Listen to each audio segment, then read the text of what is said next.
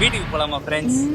பாடி என் பொட்டல முட்டாயே சின்ன ரத்தின கொட்டாயே உன் குங்கும பொட்ட மேல வச்சாயே வாடா என் அம்புலி ஃபார்மான பேக் ஊட்டா ரூமே அலங்கோலமா வச்சுக்கிறாங்க. நான் இப்பதான் வந்து ஏசி புதுசாக மாட்டிக்கிறோம், டிவி புதுசாக மாட்டியிருக்கோம். ஆனால் பொண்ணு பழசுங்க, புது பொண்ணு ஏச்சு கிடைச்சா நல்லா இருக்கு.